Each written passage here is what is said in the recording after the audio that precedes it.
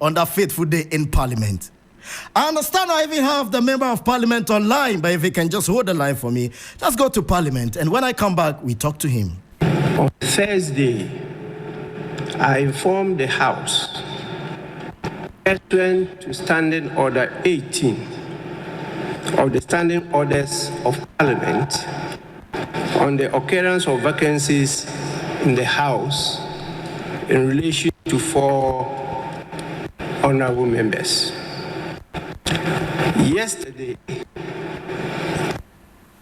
process from the Supreme Court, which is a ruling, the Supreme Court, pursuant to an ex parte application directing Parliament to recognize and allow the 4 to duly represent their conduct full scope of duties of their offices as members of Parliament, pending the final determination of a suit filed by Honorable Alexander Roosevelt. By Article 102 of the Constitution, 1992, and Order 64.1 of the Standing Orders of Parliament, I note that we currently have a quorum to transact business, but not take decisions. I want to read the said Article 102 of the Constitution. It reads, a quorum of Parliament, apart from the person presiding, shall be 1/3 of all the members of Parliament. As presently constituted, the numbers definitely is far above 1/3 of the members of Parliament. But by Article 104, the numbers are not sufficient for us to take decisions. And I'll quote Article 104. Article 104.1 says, except as otherwise provided in this Constitution, matters in Parliament shall be determined by the votes of the majority of members present and voting, with at least half of all the members of Parliament present. Honorable members, we don't have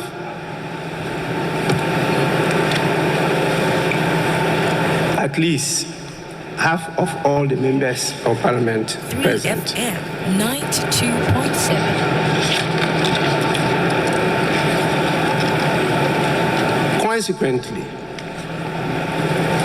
in view of the current circumstances, the fact that there is a question on the composition and constitution of Parliament, 3FM and having regard to the public interest and the exigencies of the state of affairs in Parliament, I will proceed to, in accordance with Standing Orders 59, adjourn the House indefinitely.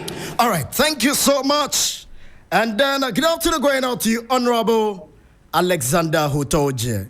And thanks for holding the line for me. Good afternoon once again. Good afternoon, sir. My brother. All right, it's been a very long time. I hope you're good. Yeah, by the grace of God. It's been a very long time. It's been a very, very long time. Yes. Honorable, before you made your way into Parliament, I understand and I know very well you used to be in the health department or the health ministry. Am I correct? Yeah, that's right. All right, thank you so much. And today I can confirm or tell you that we have 43 cholera cases, confirmed ones, 2 deaths, 12 people hospitalized, and counting 200 suspected cases. Honorable, first of all, working at the Ministry of Health and then hearing all of this, what would you make about it before we go back to Parliament? Is it about the monkey listen? I am talking about cholera, please. The cholera, okay. Yes, please. In fact, Ghana Health Service was some few days ago saying that they were at the top of issues and they thought that it was going to happen. I'm surprised that the number has shot up this way. And my worry is that, when the current president was coming to office, he said he was going to ensure that we had the cleanest city 3FM in Africa 92.7. within a matter of 18 days after assuming office. It's just surprising that under his own watch, such a situation is happening. That notwithstanding, let me draw out my heart to the bereaved family and ask the health authorities to strengthen their base. Because at this material time, it will be too disgraceful for Ghana, a country everybody knows to be very neat, to be faced with this kind of a deadly situation. So you want to blame the president of Ghana, Nana Addo Dankwa Akufo-Addo, for these cases and the rise in these cases right now, right? Someone said that he was going to ensure that Ghana became the cleanest city in Africa. And 7 to 8 years down the line, we are still experiencing cholera. That is why I get confused. But I'm not playing politics anyway. You're not playing politics. I'm making reference. All right, Honorable Alexander, and somewhere around Ada, close to the Volta region, and very, very close to you and Samuel Okudzeto Ablakwa's constituency, cholera is highly on the rise in Ada. What's the preparation you are putting in place for the good people of the Central Tongu Constituency? Yeah, we came to Accra for the we European and we came to Accra and so this adjournment. I'm only putting some few things together as I told you in the morning. All right. So that I get back home. Fortunately, we are moving around the constituency. So my aim is to go back. All right. To ensure that I preach to my people to get their environment clean so that they will not fall victim to this situation. All right. Let's come back to Parliament pretty quickly. The other day, I saw you marching in Parliament, and I was so surprised. You were jumping all over the place. If Parliament was even inaugurated, in the queue, I can mention a lot of MPs. You can even see them on Facebook right now. Let's take some I can sight see and Honorable sound, and then some we'll come George back and also continue leading, with this narrative. and you also jubilating. Honorable, let me come a little personal because I'm a Rastaman. Let me come a bit personal on this. With the energy in which you were rejoicing and jumping all over the place, is that the same energy you put in place to develop this beautiful constituency you know?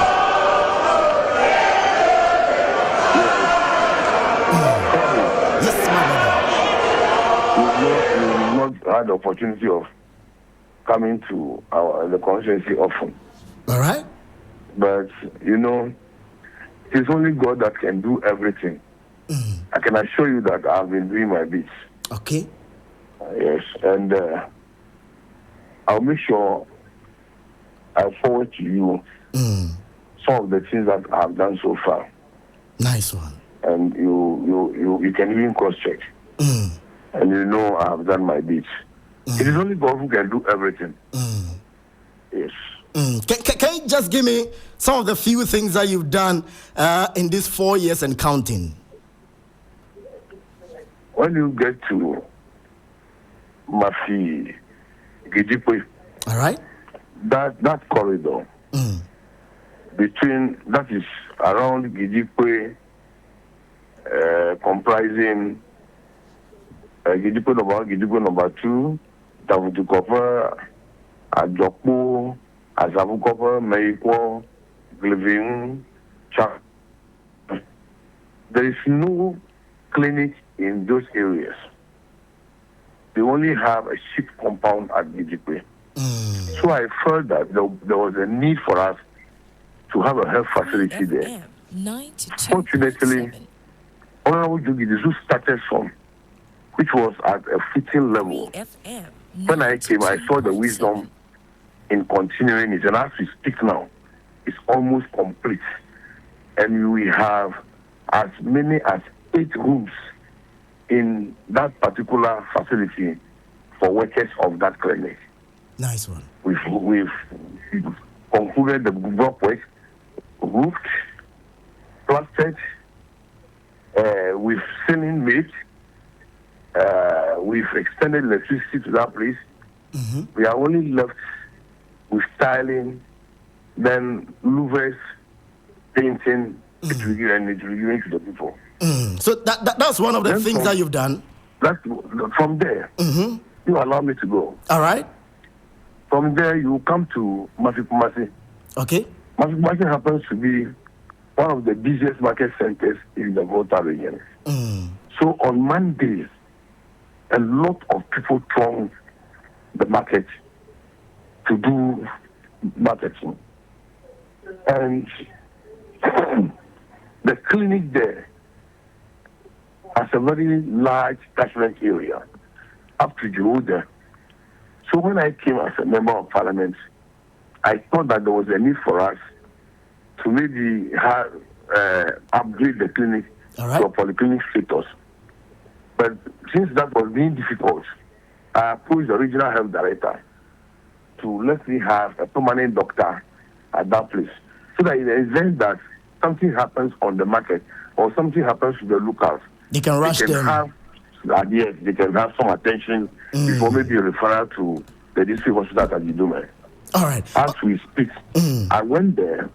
They asked me to get an accommodation for the doctor, but that the available accommodation on the campus, at the health facility, was occupied by the nurses. So I thought it's wise to put up a 3-bedroom bungalow for the doctor. As I'm speaking, we've roofed it, we've plastered it, and ceiling is being done now.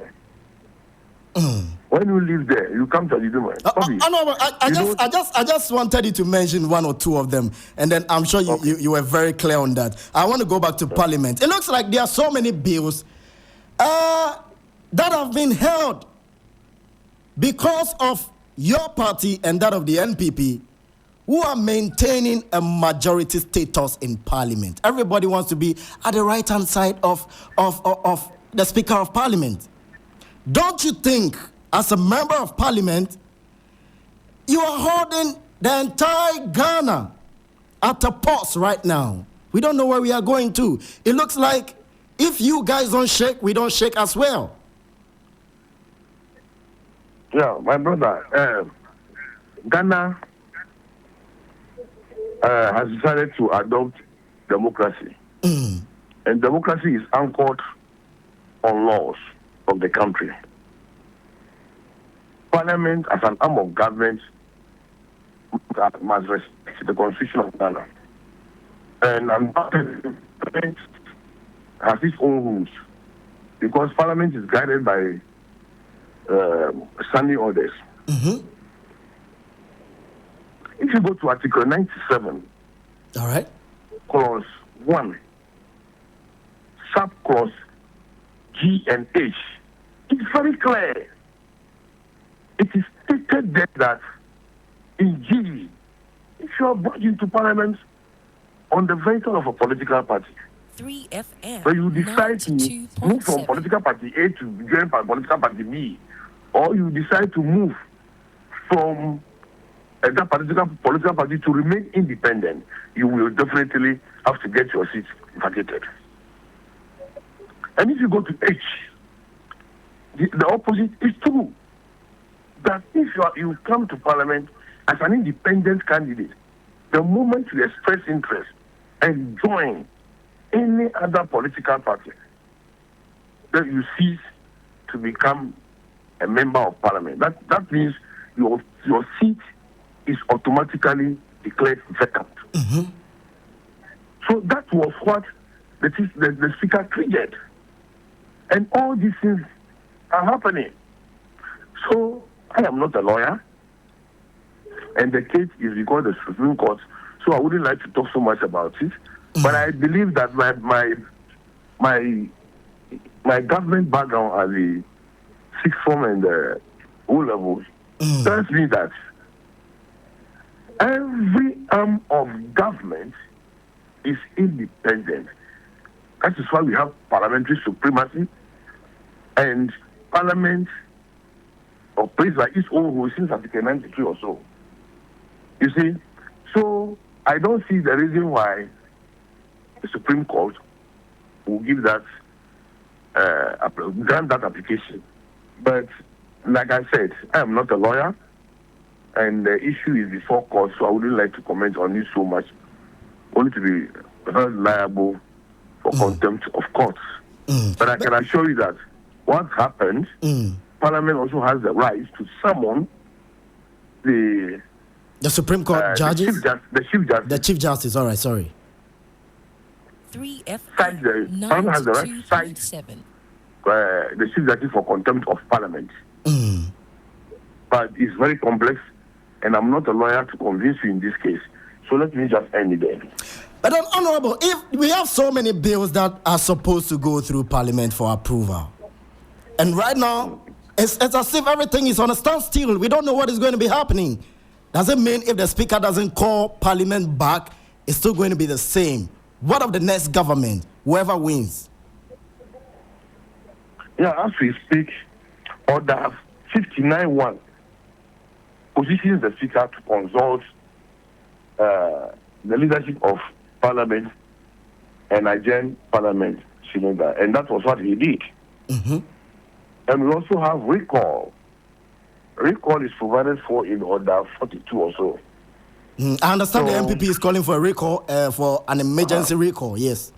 Yeah, so I don't know what will happen, but that the Speaker has the right. The Speaker has absolute power as far as Parliament is concerned. So maybe they will have to convince him to agree that he must reconvene to continue business. So if the Speaker of Parliament doesn't do that, you're still going to be on break? Yeah, I cannot speak for him. But Honorable, let me find out from you. How many weeks is it going to take when a member of Parliament writes to the Speaker of Parliament for an emergency sitting? How many weeks is it supposed to take him to call? No, it's supposed to take 7 days. 7 days. After which the Speaker has responded, yeah. And right after that, what next? 3FM If he doesn't call Parliament to sit? I don't know what happens. Frankly speaking, I don't want to say what I don't know. Okay, Honorable, assuming the Speaker of Parliament grants this, and then the NDC doesn't show up in Parliament as well, what next? The NDC doesn't show up in Parliament? Yes. Or they go to Parliament and they walk out. The Speaker quoted Article 102 and Article 104 of the 1992 Constitution to support the decision he was making. You know, by Article 102, we need only 1/3 of the House to do business. But Article 104 clearly states that in order to make a decision, you need more than half of the members. And that is what I'm saying. If the Speaker calls and the NDC decides to walk out. Wait, the Speaker was compelled, maybe, to adjourn the House indefinitely because only NDC members were in the House that day. We were more than required to do business, but we didn't have the number to make decision. Yes. So that should tell you that the NDC members have always been ready to do business. It is the government side that was not in the House. So there is no way one would think that if the Speaker recalls his House, the NDC members will not come. No. No, but Honorable, if the NDC is so desperate to frustrate the government, when the Speaker calls them back... There is nothing like that in our dictionary. Nobody has ever sat anywhere to frustrate government. All right, so assuming... If that was our thought, we wouldn't have been in the chamber that day. But we were in the chamber full. No, we were in the chamber. No, but Honorable, let's get to maybe a level ground. Assuming the Speaker calls members of Parliament to come back for sitting, and then the MPP proposes some of these bills and the NDC walks out, what next? Doesn't it mean we are frustrating government business? We have no. Don't preempt the situation. All right. Wait until it happens. I'm telling you that we have been ready to work. That is why we were in the house. Those who were not ready to work were not there. And I strongly believe that even if some of them were there to position the house to make a decision, we would have done business. But because they were not there, the Speaker's house was tight. You understand? No, but Honorable, so I don't see the reason why people who were present. I don't see the reason why people who were present will be labeled as people who were trying to frustrate government business. Is it staying in the house that will make that will frustrate government business, or staying outside the house? We were there, and we were ready to work. We even had copies of the order papers and vote and proceedings in front of us, ready to work. No, but Honorable, you understand that very day that some of the MPP MPs were not in Parliament. Some of them maybe were on official duties. And when it comes to votes, it is going to go to the advantage of the NDC. And that we didn't get there. So nobody could talk about it. The Honorable, that was how it was looking. Yes, my brother. We've been there for some time now. All right. You know, we have a hung parliament. Okay. But we know, apart from few bills that were controversial, we did a lot. We did a lot together. So I don't see the reason why this time around anybody will be thinking that the NDC is up to maybe frustrating government business. No. We've been there for some time and working in harmony.